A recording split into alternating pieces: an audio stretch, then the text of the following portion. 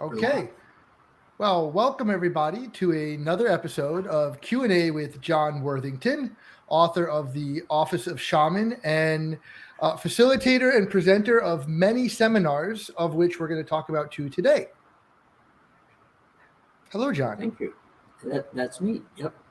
That is you. How you doing?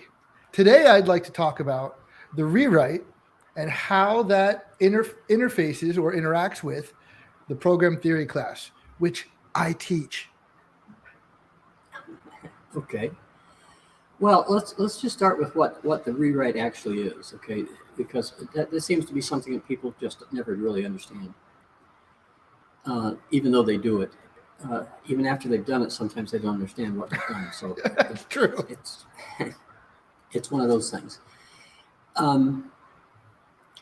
Look, what you rewrite actually is a program from your early childhood. It can be any type of program. In other words, just because it has a positive or negative charge on it doesn't change the importance of a program to the individual for whom the program has importance. Okay, I can't determine what's important to anybody. I have no idea how to construct a litmus test for such a thing. So here's the idea: is that when people say, okay, I want to do a rewrite, what I want to know from them is, I want to, okay, tell me about your childhood. Where did you live before you went to kindergarten? With whom did you live? How close were you to your grandparents? Were there other family members that lived close by? Did you have cousins that you played with? Were you an only child? Were you the third of five, or are you the third of three? Are you the first of two or three or four? You're going to each one of those kids are going to have somewhat different attitude.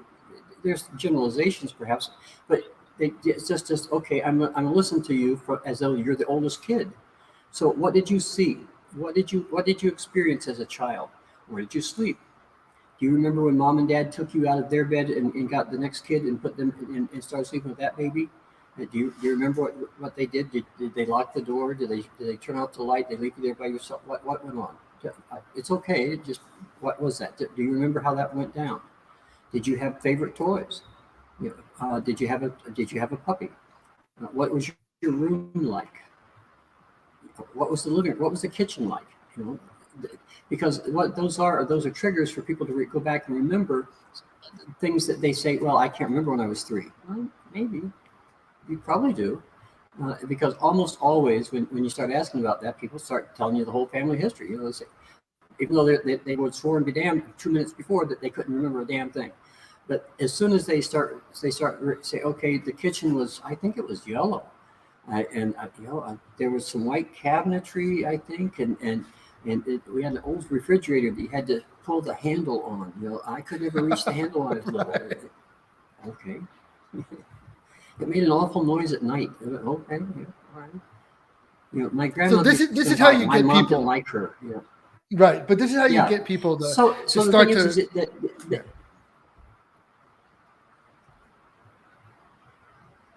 Remember. So then once we get them into remembering about their childhood, something will come up. Like, my grandmother used to come over, but my mom didn't like her. She was kind of strict with us children, and so I didn't really like her either. Okay, that's cool. Why didn't your mom like her? Well, my mom wasn't. My grandmother never did like my mother because she was from the wrong side of the tracks, or whatever the reason is. Okay, she didn't. She was Mexican, and we were Anglo-Saxons. Uh-oh. There's all manner of things that people run into. Okay, and it's like they're not really as traumatic as what they seem when you're a kid, and so when you go back and you remember them, then you can kind of attenuate the trauma that you think is involved with that. And when you attenuate that trauma, then what you're doing is that you're bringing yourself to be, shall we say, more at one with yourself, more nearly at one with yourself. Because here's the idea we're trying to get people to do. We're trying to get them to see that consciousness is not what runs the show. Consciousness is a wonderful thing we have. It's great that we can talk to ourselves, but the rest of the brain is working anyway. Oh, wait, hold on. I mean, That's important. Yeah. I think there's a lot of different definitions out there, right, of consciousness. Yes, of and you're consciousness. Yes, that's a specifically problem. talking about the part that can kind of talk to yourself. Like, I don't really like doing this. I don't want to do that anymore. I don't like that person. Why did I do that? This is the kind of consciousness that you're talking about. Right. When you're having this conscious stream of thought kind of thing, where you're talking to yourself and you're saying, okay, this is I got to go think about this thing here, and well, I don't know if I want to do that or not. Right. How dare he just talk to me that way? And, all those kinds of things, right? And so we go and we get involved in an exchange of information or a conversation of some variety with somebody where that's going on, and what happens to us? Well, we say, I've thought about this. Well, yeah, you have, but not consciously. You thought about it other than consciously. The entire brain processed that information that you're now spewing out in your anger, and it processed it based on something you probably learned to do, maybe before you were 6, maybe before you were 3, and it's kind of a impulsive reaction sort of thing, and you don't really want to do it anymore, and you don't know how to stop it. It just every time you open your mouth, it just pours out. Sometimes, so what's going on? And so we try to get people to go find out where the origins of those kinds of thoughts. What are they? Where did it begin? What was going on? Okay, why did you feel that way? What were you? Okay, I remember a girl who said that her mom tried to make her clean up her room when she was about 2.5. And it's a family story, and she didn't do it. They put her back in the room the next day, and she didn't do it. I think she was there for 3 days before, and she still never did it. And Mom finally said, "Fuck it," and went and cleaned up the room herself, because this is how this girl is. She just, once she makes up her mind that she is or is not going to do something, guess what? She is or is not going to do that thing. Okay. She was a gymnast when she was younger, and she kept on doing gymnast things until her knees wouldn't do it anymore. Even after the operation, she tried to go back and do it. She continued to do it. Well, that's a hard-headed person there, but you know what? There's really good parts about that. And so once she found where she was happy with those things, she didn't have as many conflicts in her life.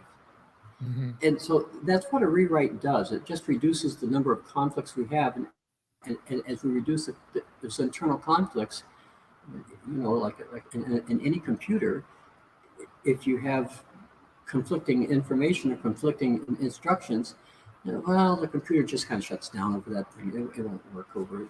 It can't figure it out. It just says, no, I'm not going to do anything.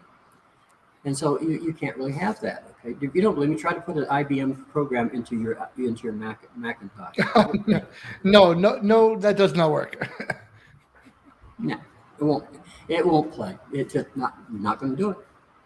Try putting Nintendo in your PlayStation. That won't work either. It's the same idea. Okay, so let's just recap here. So we're finding this memory. It's way back in there. It's causing some trouble in your life, and you re-examine this memory, and you shift the emotional situation around that memory. That's what we're saying here.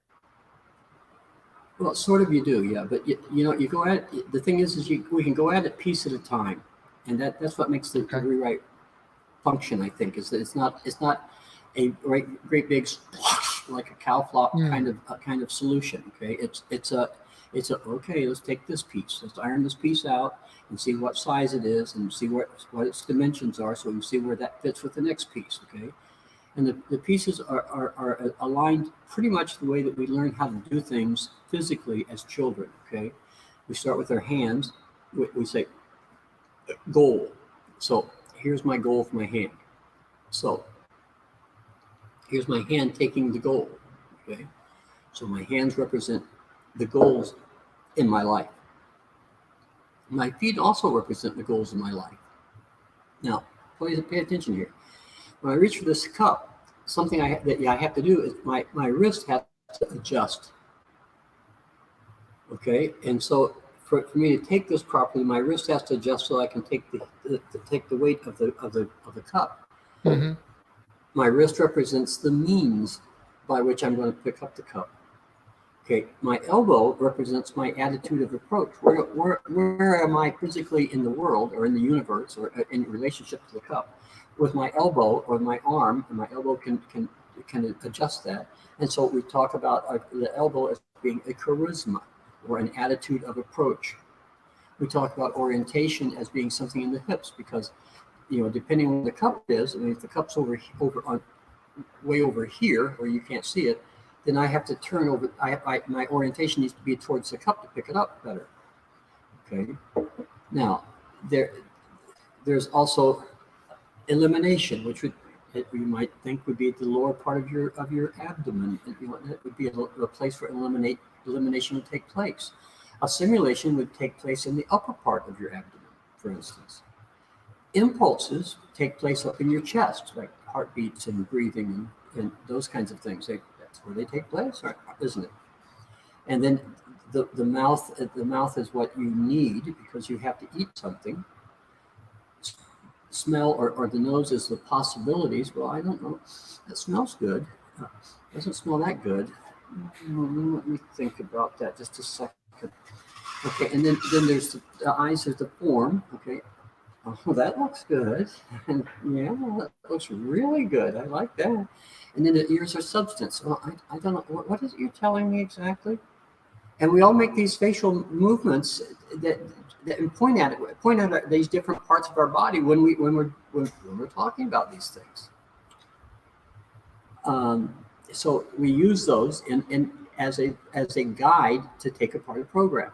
So if somebody's trying to rewrite let's say an anger with their mother because their mother didn't do something they thought they should do. Okay, whatever that thing should be, let's say. If that person's trying to rewrite that program with their mom, then they have to change their attitude about the mom. Okay, so they first of all they have to say, okay, what's my new goal with mom? Well, I want to be able to get along with her. Okay, I don't want to fight with her all the time. What's the means of doing that? Well, let's bring that fight with mom, that not fighting with mom, let's bring that into right now. Okay, right. Can you start right by not fighting with her right now? Well, what would be your charisma if you didn't fight with her now? Instead of saying, "Mom, how dare you?" What would be your charisma? What would you change that to? Would you? Okay, Mom, I'm listening. What would your orientation be? Why would you want to do this? What you'd be oriented? Well, hold on. Because what? Yeah. Before you move past charisma, I've seen a number of rewrites over the years, and this one catches people a little bit. Why do people get caught here? Well, because the goals and the means are really rather obvious. Okay, the goal is pretty easy to define. Okay, and the means, well, okay, you got to bring that future into the present. That's the means all the time that you're going to have to use. But charisma is how I do things, and a lot of times people say, well, that's not only how I do things, that's who I am. Oh, well, it's all right. So that's interesting. There. Anyway, that's interesting. Yeah, people are conflating that. Yeah, and I think it's a natural kind of error that people go through there.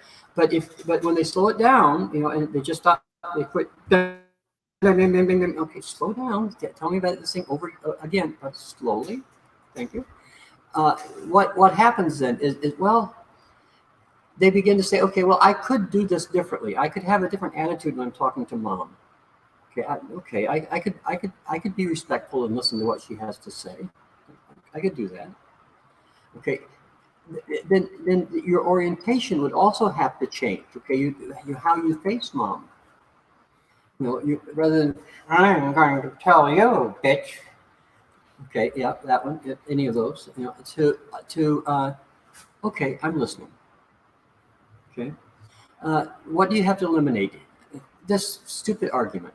What do you have to simulate? Peace. What do you have to? What impulses do you have to have? Well, just because she says something doesn't mean I have to jump off the handle because I think she's talking to me like I'm a 3-year-old anymore. Right. I'm not 3, and she's not talking to me that way, even though it sounds like that to my ears because that's why I always hear what mom says. Okay, so I can change that impulse. Okay, what do I need for this? I don't really need anything other than to respect my mother. I can do that. What's the possibilities of that? Well, maybe when I come to visit her, I can sit down and eat, and we can have a good time, and maybe I can actually find out who she is, and maybe we can actually be friendly to each other or something. Wow. That would be a possibility. That's a wonderful possibility. What would the form of that be? Yep. What would the form of that be? Well, the form would be me going over, calling her up every now and then, just saying, "Hey, Mom, let's go shooting the shit with Mom." What the hell?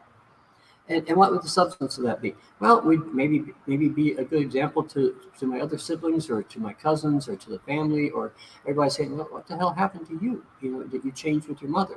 Did you do something different? Is it that thing? Is that stuff you're smoking? What is it? You're different." Something's different. Yeah, I don't know what it is, but there's something different about you, boy. I don't know what that is.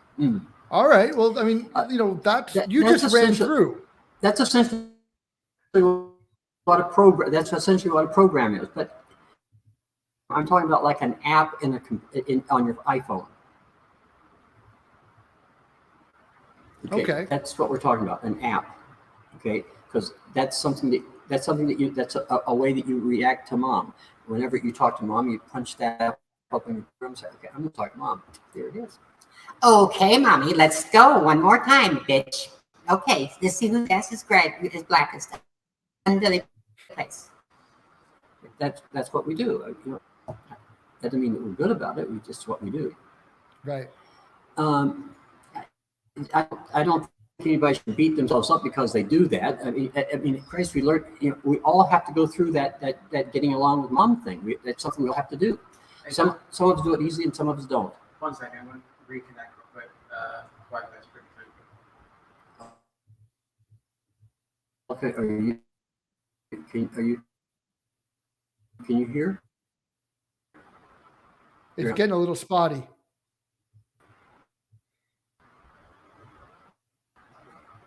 Can you edit this later?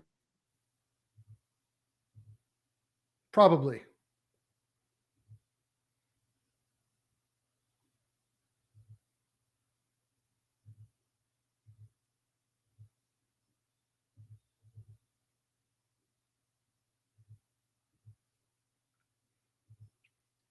Well, I have no idea if this is recording. So just in case it is, we'll kind of continue the conversation a little bit, just fill in the airwaves, so to speak. That was a really nice recap of the 11 steps that are going through when you do a rewrite. And those steps they're not magic. They're just mental headspace that you go through. Oh, hello. Okay. All right. I think. Can you hear Paul? I can hear. We just want to kind of continue where we were. Oh, okay. Okay, so we're going to try and patch these all together at the end before we release it.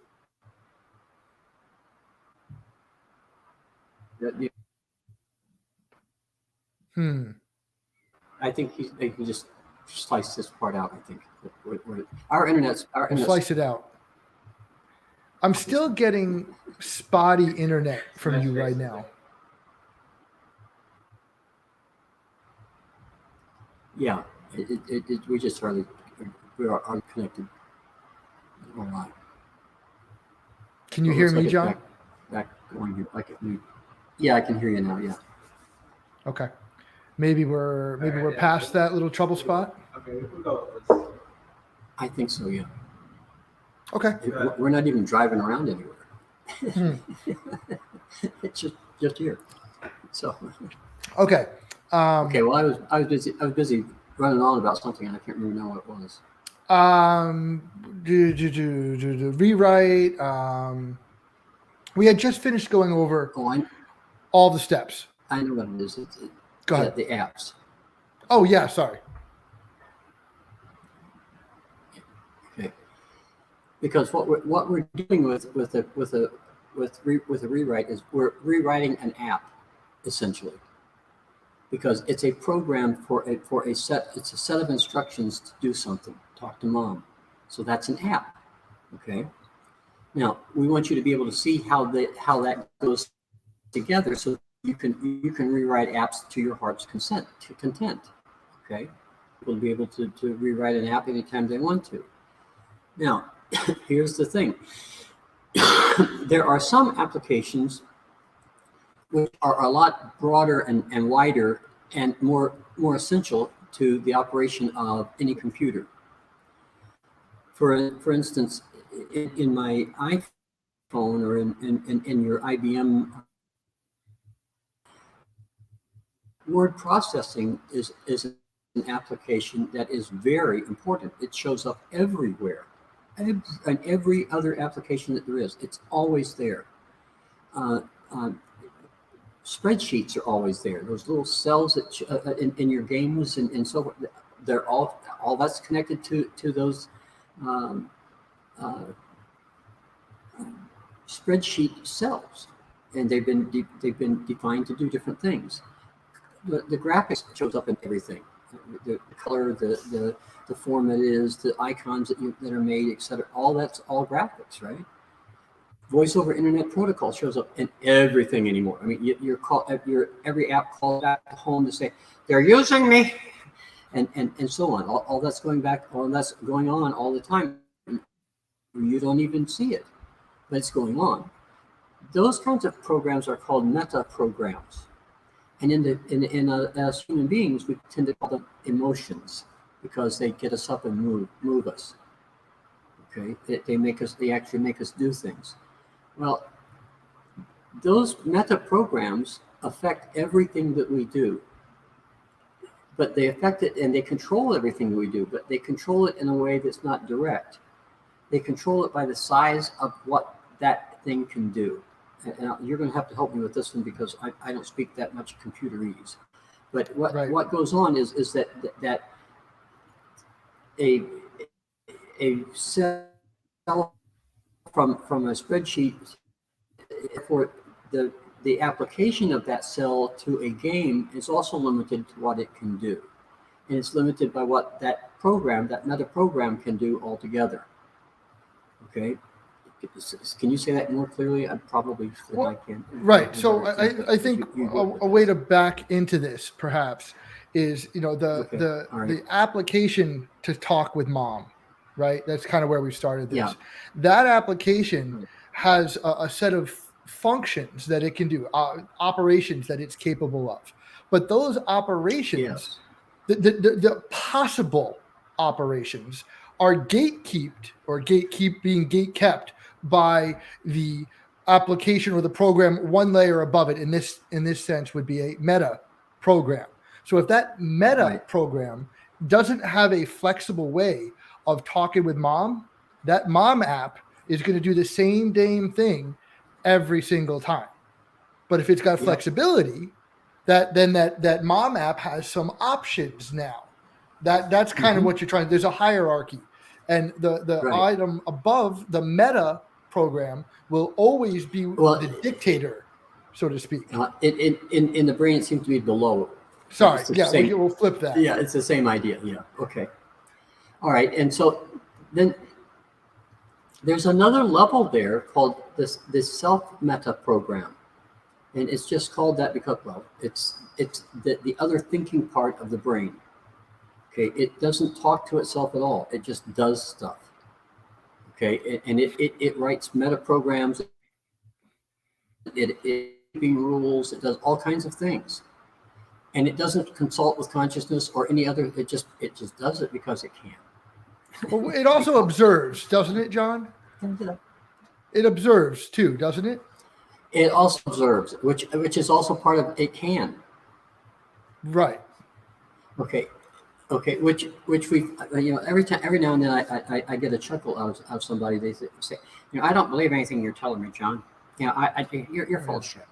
Okay, and then I see them maybe a year later. And they say, that thing that you were saying, I've been doing that, and it really makes a difference in my life. It does. I've been able to get along with my old lady way lots better. I don't know why though. Me either, dude. Good old lady. Me neither. Nice seeing you. Congratulations. Right. I guess you're getting older, huh? What the hell, that happens to us. Everybody gets older sooner or later. What can I say? But the thing is this, is that other part of the brain, that self-meta-programmer, oftentimes hears things that we talk about in these classes that consciousness just cannot, it goes right past consciousness. Consciousness can't get it. But hears it and it begins to use it. And as it uses it, there's a cascade of use that expands and if it works, don't fix it. Use it everywhere. Yeah. If it ain't broke, don't fix it. And so if you've got something that's still working for you, then let it work. It's okay. We're not going to charge you for that. You can steal that idea if you want to do it. Please. Absolutely. Put it to work for yourself. What a good idea. You're really smart, aren't you? Okay. All right. So now, how does what we're talking about here intersect with program theory? Because program theory is a class in of itself, right? But it can be taken in combination with the rewrite, and I personally found that to be a very powerful combination. Yeah, it is, but only certain minds can do that too. I think it was work. Because it is I'm not going to lie. It was work. Okay, look, program theory lays out essentially the basis from which we must think. Okay, now that sounds like it's really convoluted, and it may be, but it's still a true statement. Sure. Okay.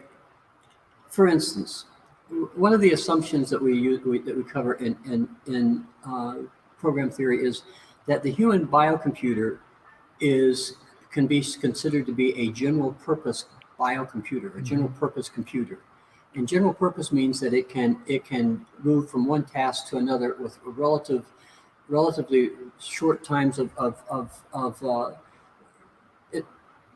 reprogramming to move from one task to another. And you mean qualitatively and quantitatively, right? So it can move around and shift like that. Well, that's right. I mean, you can go from Netflix to YouTube on your iPhone, and it takes you longer to click it than it does to get from one to the other. That's an example of a general purpose computer. Right. But we human beings, this brain thing that we have, it's also designed to be a general purpose computer, or it can be used as a general purpose computer. And so when we think about it from that perspective, we say, okay, well, then what is this general purpose computer doing? Because to say that, for instance, I'm a Democrat, I'm therefore liberal, and therefore I do not agree with you conservative bastards. You're not gentrified at all. Well, that's pretty limiting. You're not right or wrong. That may be just as true as it can be. Doesn't sound general purpose though. But general purpose is not part of this definition, right? You can't define that as a general purpose thought. You just can't do it, because what you're doing is you're using a dichotomy. Mm-hmm. Okay, now again from program theory, you only got that one brain. Okay, so that means that you've got a fraction of one brain in use at any given time. Mm-hmm. And so every time that you come up with a dichotomy, like I only am this, I'm not free to do that other thing, I'm free from that. Mm-hmm. You've pretty much divided your brain in half. These are the things I may do, and these are the things I may not do. And so we get all wrapped up in what we may and may not do, as opposed to what we actually are.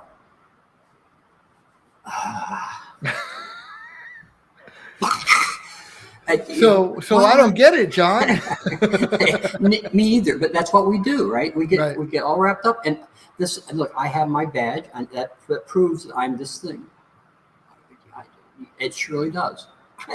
I have no doubt that you are what you're telling me that you are. I'm good with that. Okay. I'm not going to argue with that. Yeah. Is that your only trick? Yeah. Here's another one of those. Okay. General purpose computer means that you're free to do things. Okay. I'm not an emotional business person. So you're dead then. Right. You've what shut do you mean? off Am I your dead? entire. You have no emotions? That doesn't sound right. Yeah.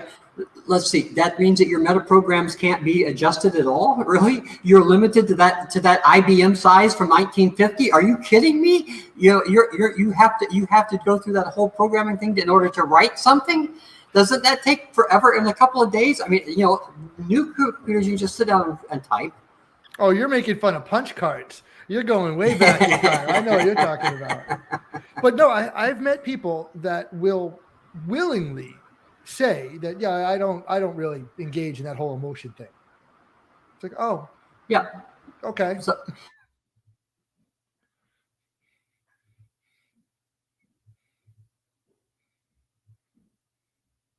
woefully ignorant about what it is that how your own brain works, which is a possibility, I suppose.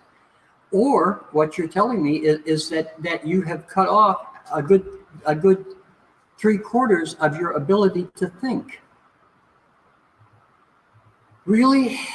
Is that really necessary? I mean, is that an advantage for you somehow? I don't. Okay, but.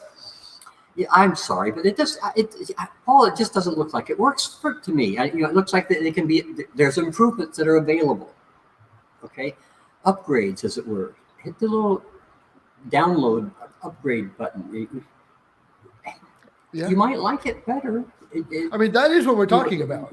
You're still trying to. Yeah, it is. That's precisely what we're talking about. A little upgrade won't hurt anything. You get a little more clear about what it is that you're doing with that biocomputer you've got. You don't have any instructions on it.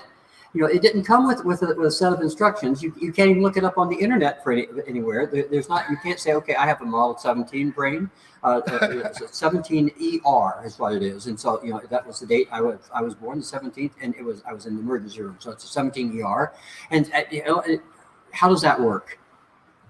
You can't look that up and find out. It's not there. They all pretty much work the same. The female ones, the male ones, all of them. They all work pretty much the same. There's some minor differences, but we can argue about them. But yeah, they're minor. The structure of how it's put together is the same for everybody. So real quick, just one thing that I've heard over the years, and you alluded to it earlier, is, well, I don't believe what you're saying, right? Yeah. And I think there's some ways we can, soften this concept for people to let that not be an issue. How can we say that? Yeah. Well, here's the thing. The only thing that I can believe in is something that's real.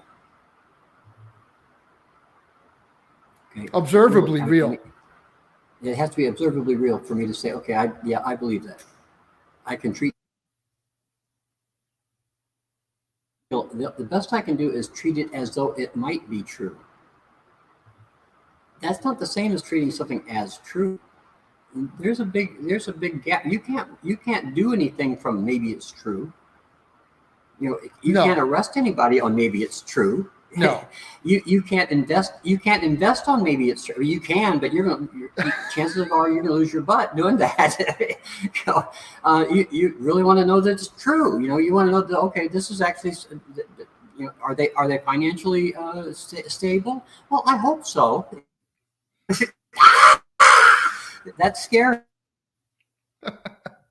So I can believe in something that's actually real. Okay, and so. Here's the thing. I don't care whether you think you can believe in it or not. What I care about is that you're big enough. Excuse me for saying it this way, but if you're sure enough of yourself, if you're confident enough of who you are that you can tell me that you do or do not believe in it, then can you try this on for a day to see if it works for you? Oh, well, hold on. You're suggesting a deliberate belief, choosing to believe something. Well, that's what we grown people do, I think. Oh, do we? See, I don't know enough people that do that, John. Well, wait a second here. Let me illustrate this one. I know a lot of young men who got married and turned into fathers. Mm-hmm. And you know what? As young men, they really were not father material. They just weren't. They were. Well, let's be frank about it. They were assholes. Okay, Right. they were self-centered little assholes run around, looking for some kind of receptacle for their passions. I was going to say entertainment, but yes, I understand where you are. Okay. So, but the thing is that once they have those kids, and those kids start coming around saying, "Hey, Daddy's home, Daddy," all of a sudden they turn into fathers. Mm. And I don't care whether they believed that they wanted kids or not. When they turn into fathers, those kids are the center of the universe. Hmm. That's hardwired into the brain. Mm-hmm. We can't keep from doing that. Even W.C. Fields had to actually like the kids a little bit, even though he kept them away. You have to like the kids, right? Yeah. They have a cute factor or something, right? Yeah. Besides, they're how we live. That's interesting. Well, it's a fact. My life will be extended through my children and my grandchildren. Your life will be extended through your children and your grandchildren. Your family's life will be extended through your children and grandchildren. That's no surprise. I mean, we've been doing that for as long as we've been people, I guess. Maybe longer, probably longer, because that's what has happened in every generation since that first little amoeba started looking for food. We learned from the ones before, right? And so we extend what they did. We've built on what they built on before we got to it, before we left.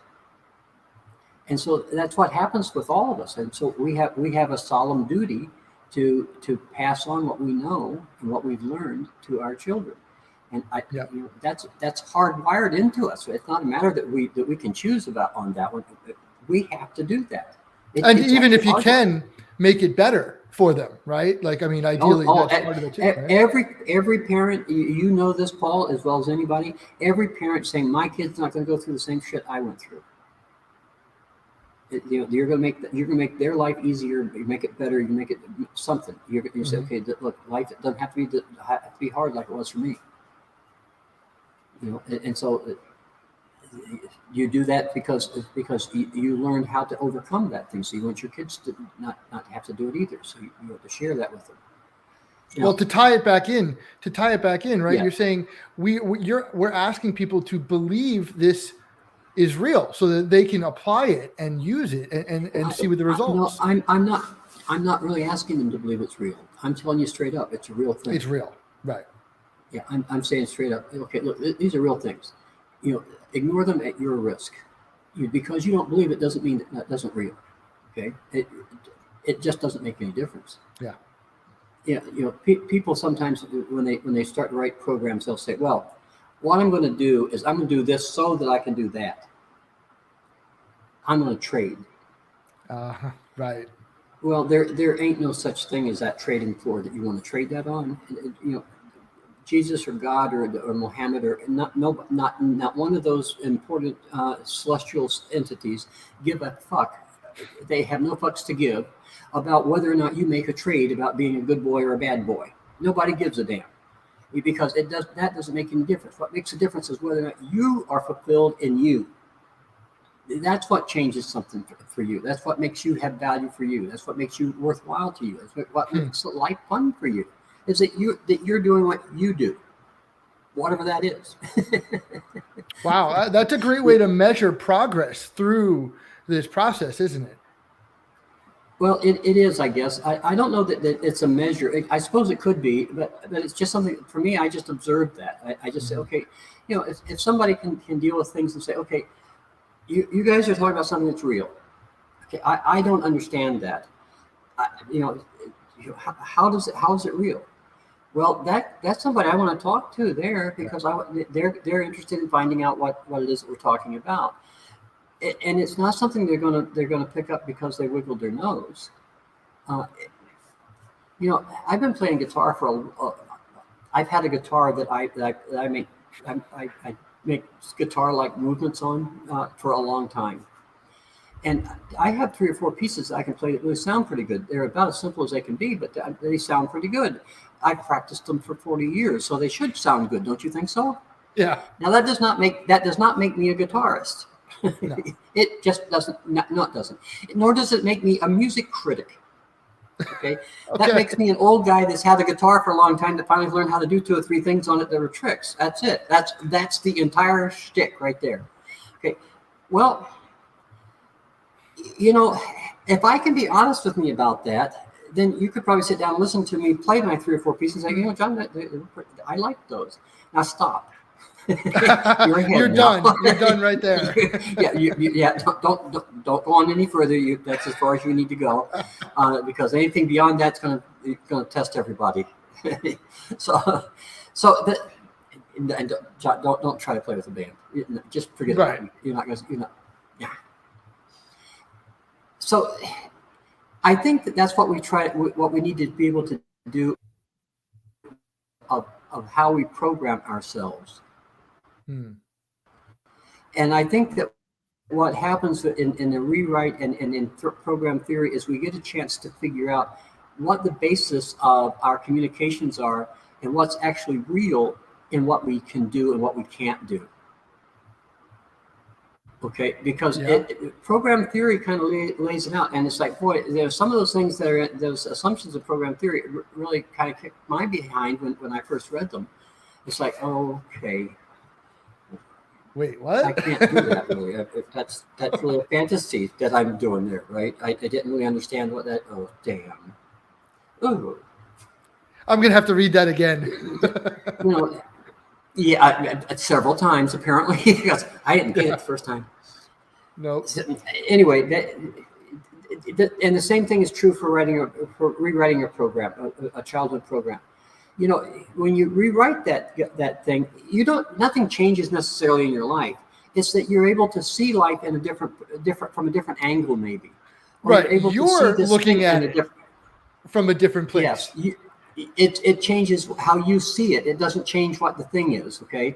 Even though to you it looks like it's a different thing, it isn't. It was always like that. You're just now getting to the place you say, oh, yeah, I got it now. Right. Better late than never.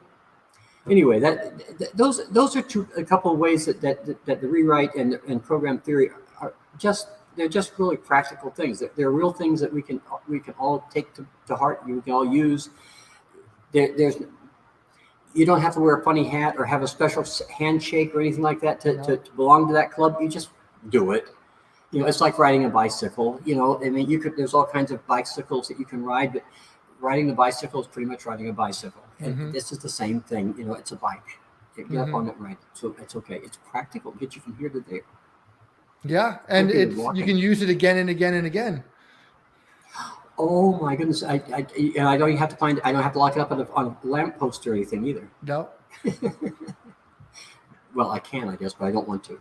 No. Okay, so those are the ideas. I think I think those are some basic ideas about those two concepts that where they join together. I don't know if that answered your questions or not, but maybe. I think so. It was a good back and forth. I mean, you know, I'm always hopeful that folks that are watching this latch on to a piece.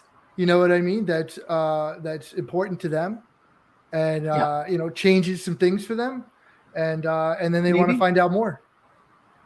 Well, we're hoping. So we're starting a Dyad class. Next Thursday, I believe it's the. What's the date of the Dyad class? Thursday? Next the Thursday. 30th. The first of next month. The 30th. Yeah, the 30th. The 30th. Okay, the 30th of September on at 8 o'clock Eastern. Okay, and the cost for that's $35. I think there's a link in the description underneath this video that will give you Patreon and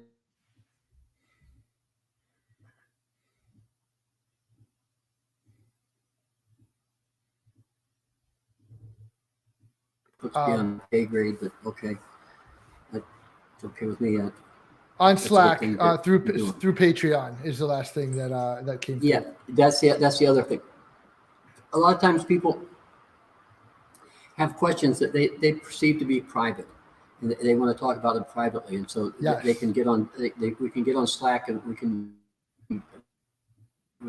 maybe put another person on to help them see something whenever they get into it. But we can discuss it where they can say, okay, this is how I see things. What happens there? What did I do? Is there another way to look at this, for instance? Oh, those are critical elements to all of this. Are those conversations? Yeah, it is, absolutely, because that's how you work through it, right? Mm-hmm. By having that conversation, because it's not an impossible solution. It's just a solution that is really difficult for you to see for yourself because you can't see the color of your eyes. Idea again. That's what that is. Yes, I can say that I went through a lot of unfamiliar mental headspace to get through some of this. It's the only way I could say it. I was like, oh, I've never been here before. Well, mostly I think that you had been, but you didn't call it that when you were there before. Yeah, and I didn't remember it. I didn't recognize it, but you're right. That's totally true. Yeah, because all those spaces are working all the time. Right. That's one of the things that in your program theory class it says that all the programs that are at least potentially detectable are constantly in motion, or constantly active. Yep. All of them. And all the time. Every one of them. And all the time.